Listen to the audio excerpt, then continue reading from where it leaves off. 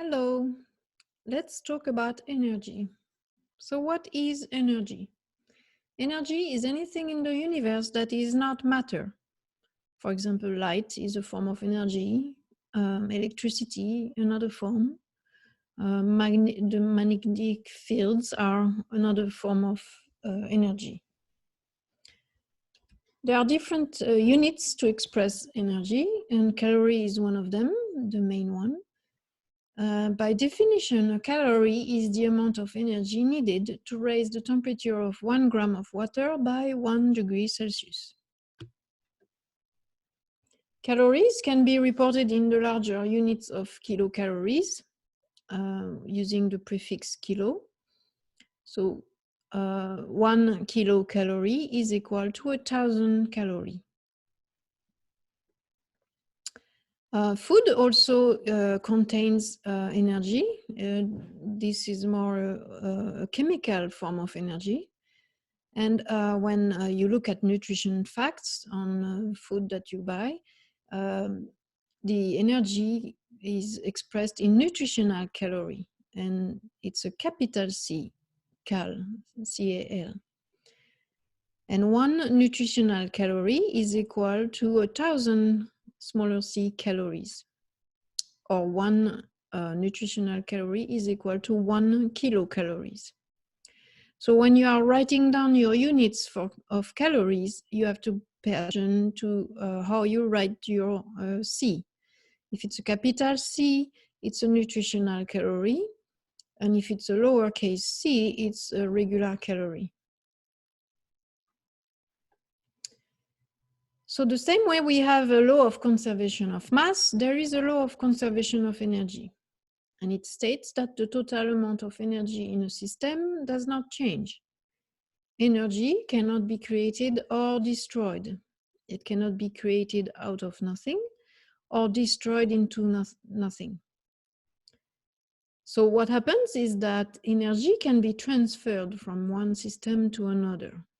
Let's say, for example, you're holding a warm object, and that warm object will transfer its thermal energy to your hand. So that's a transfer of energy. Energy can also be transformed from one form of energy to another. For example, UV light from the sun, if it shines on a solar panel, the light, which is one form of energy, will be transformed into electricity, which is another form of energy, by the solar panel. And then in your house, you can use the electricity and turn on a fan, and that electricity will be changed into mechanical energy. So you can see how energy can change form this way. Nutritionists use the transfer of energy to measure the energy value of food. For this, they use what we call a calorimeter, and they burn food inside a chamber in the calorimeter, and that chamber is surrounded by a known amount of water, and they are measuring the increase of temperature of the water that surrounds the sample. This change of temperature and the known mass of water can help calculate the energy value of food. Let's show this in more details. So nutritionists will burn food in a calorimeter, and a calorimeter is represented in this slide. It's an insulated container that has another inside chamber within it. The inside chamber here is called the still combustion chamber. That's where the sample of food will be placed. It's full of oxygen because the sample will be burned, and for burning or for combustion to occur, we need oxygen. The inside chamber is made of steel because steel is a good heat conductor, and heat will be easily transferred from the food sample to the steel to the water that surrounds the steel chamber. This amount of water is known. There is a stirrer to homogenize the temperature of the water, and there is a thermometer to measure the temperature of the water. So when nutritionists are ready to measure the food content, the energy content of some food, they will place a known amount of food into the still chamber, seal it with oxygen, and take the temperature of the water before they start. That will be the initial temperature of water. Then they ignite the sample, it burns, and by burning releases heat. The heat is transferred to the steel, to the water. The water temperature increases and reach a maximum, and this maximum temperature is recorded. Then using this heat formula, we can calculate the heat that was absorbed by the water. Heat is equal to M times SH times delta T. It's also written as Q equals MC delta T. So let's look at those different variables. M is the mass of water. Delta T is the temperature difference between the maximal temperature that water reached minus the initial temperature of water. And SH is for specific heat. In this case, it's the water that got warmed up, so the specific heat of water will be used. And it's also simplified by the variable C. C represents the specific heat for water. And the specific heat of water has a value of 1 calorie per gram and per degree Celsius. So you can see here that because the mass of water is known, the specific heat of water is known, and the temperature change that water experiences is known, we can calculate the heat that was absorbed by the water. And because of the law of conservation of energy, the heat that was absorbed by the water is equal to the heat that was released by the food sample. And this way, nutritionists can know the amount of energy that the food sample contains.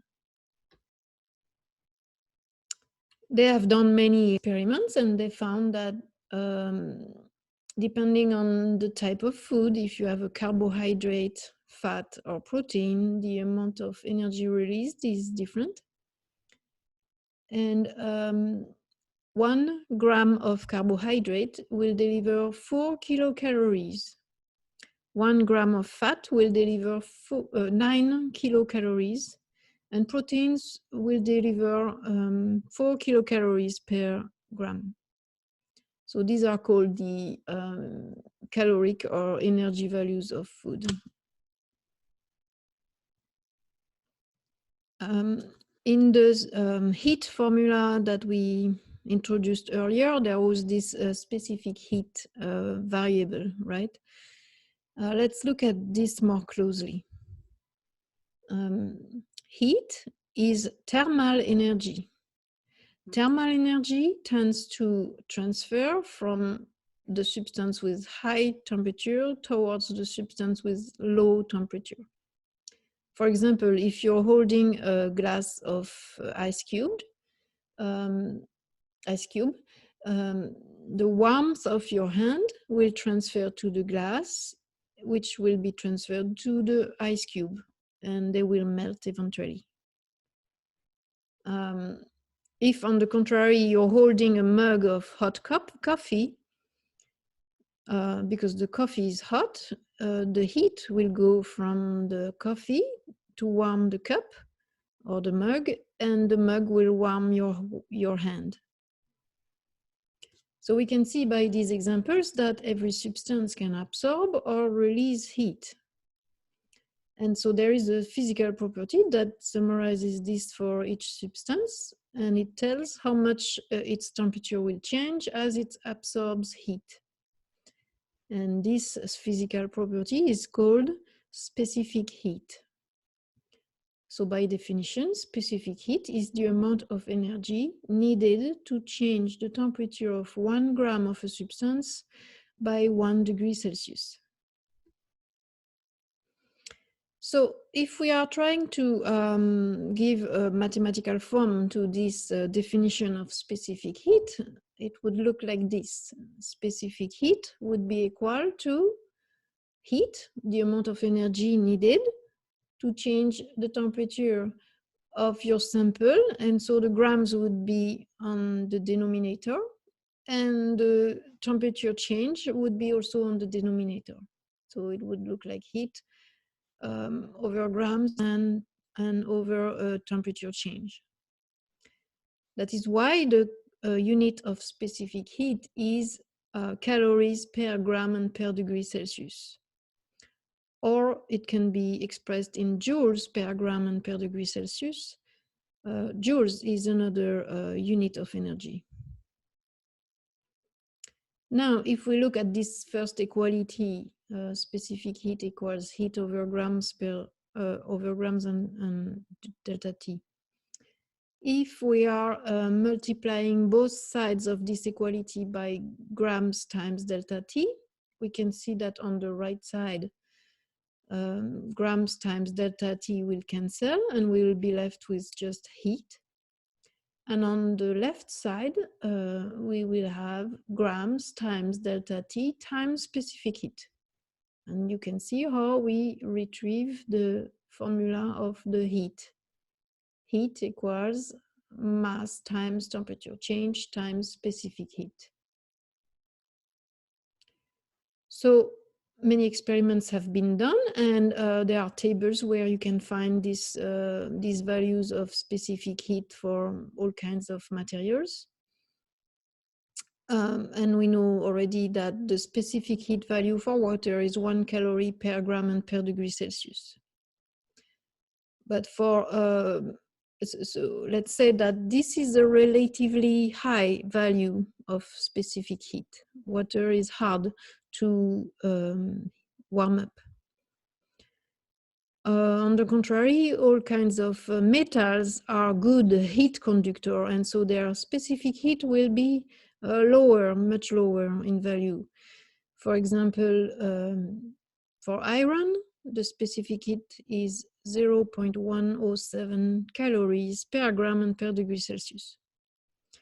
That means you need about 10 times less energy to warm 1 gram of iron and raise its temperature by 1 degree Celsius than you would need to warm water.